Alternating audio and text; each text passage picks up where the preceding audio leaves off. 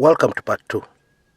Now, last month, I had a video on this channel where I revealed to you that the National Intelligence Service were involved in some very intricate investigations that stretched right up to China. And indeed, what it looked like is that they were gathering evidence against a very, very senior politician, evidence that would prove that that senior politician is corrupt. Evidence that would prove that that senior politician has been siphoning away public funds. It was not a very popular video, but I believe the title was, "Are we about to witness the trial of the century in Kenya?" Yeah, something like that. Now keep that information somewhere at the back of your mind, as you take in the next information I'm giving you. Now in January this year, we had a new DPP appointed, Director of Public Prosecution. And of course his name is Noordin Haji. Now in taking up the appointment, Bwana Haji moved from the National Intelligence Service. Now what kind of work was he doing at the NIS? That should be of great interest to us. Now he was in charge of financials, if I can just put it like that. Because he was looking to money laundering, corruption, terrorism-related finances, things like that. Now, of course, that makes perfect sense because in any investigation, the financials are crucial. Indeed, it is said, follow the money to learn the truth. Now, of course, before a terrorist attack, money will have to move. Huge sums of money. And if you have a rough idea of which accounts to keep your eyes on, it's very easy to be able to predict what terrorists are up to. That's the truth. It also makes a lot of sense for the National Intelligence Service to monitor corruption. And it is for this very simple reason that sometimes corruption creates overnight millionaires. Now obviously, if you have certain amounts of money in your bank account, and maybe in assets, you can be easily a threat to the security of the state. You can use your money to destabilize the country. Therefore, it makes sense to keep track of such things. But what was different, because I need to clarify this, what was different with the information I've just given you previously was that the information that was being gathered was evidence for a possible prosecution, as opposed to just gathering intelligence, which you analyze and make decisions on what to do next, because that's the work of the NIS. Anyway, Bwana Haji came from that post and was appointed DPP. Now, concerning appointments in Kenya, I can hear some people saying, there was vetting, there was no way the government would have known who will be appointed. Really? I disagree. Well, in case this is news for you, what normally happens is the government decides who is going to be appointed. And then what happens is people go through the motions. Vetting, by committees in parliaments, shortlisting, all that happens.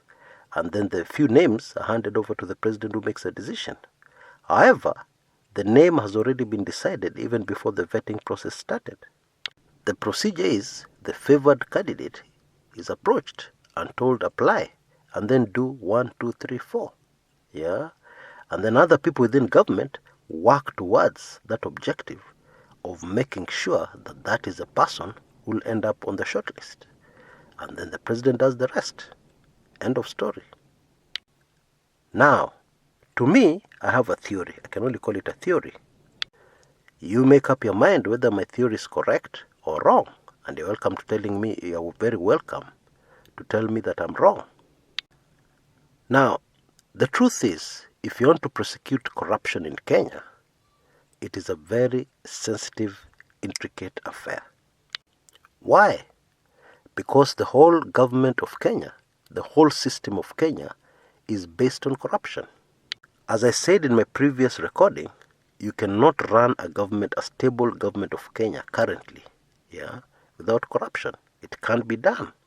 Mwai Kibaki tried to do it in 2003. He failed, and therefore he quickly abandoned all his good plans. Zero tolerance for corruption was thrown out of the window. a very elaborate report that the government of Kenya paid for, with taxpayers' money, to try and trace where the looted money had been hidden all over the world, in Swiss accounts, etc., etc. Even that report was thrown out of the window. And the Mwai Kibaki administration went back to normal operations, if I can call it that. That should be conclusive proof that unless something very major changes in our structure today, even if Kumekucha takes over as president of Kenya tomorrow, after a while, it will be same old, same old. The only difference is that I would resign on the spot. Anyway, you get my drift. Okay, it is impossible to run a stable government in Kenya today without corruption.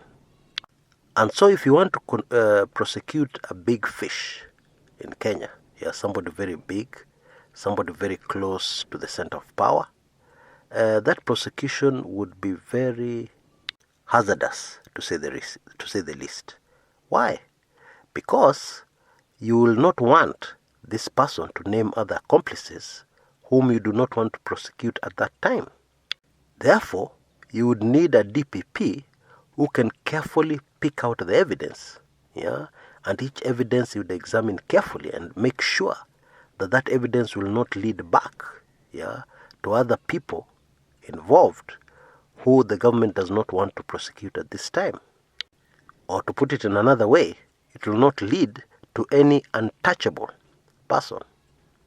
And so the only way to do that is to bring in somebody from the NIS who knows everything. So when you bring them evidence, they already look at that evidence, they already have a lot of other information from their previous employment, and they know, this one, leave it, don't present this as evidence. Okay? This one, okay, go ahead with this one. I'm sure you get my drift. And therefore, the appointment of Bwana Haji of all people, speaks volumes. Indeed, it tells us a lot about the future. And in my view, it is further evidence that a very, very big fish will stand trial in Kenya for the first time in history on corruption charges. And hopefully, this prosecution will achieve two major objectives. One, it will sanitize the current Jubilee government and position it as a serious anti-corruption government. The first government in the history of Kenya that has been able to take on corruption head-on. And the second objective will be to remove a very major political player from the game. And if the removal of that person is decided by the courts, nobody can turn around and say that actually this thing was tribal, that it was that person was finished by another tribe in government. It will not be possible to successfully sell that story. And to make matters worse, this particular individual has managed to gather a lot of hate right across the country. People already view that individual as being very corrupt. Now, in defense of that individual, a very deliberate effort has been made in the recent past to portray that person as being more corrupt than others. Because the truth is, there are others in government, believe it or not, who are much more corrupt than this particular individual. That is the truth. But in politics, the truth is secondary. Indeed, sometimes the truth is irrelevant. What really matters is something called perception.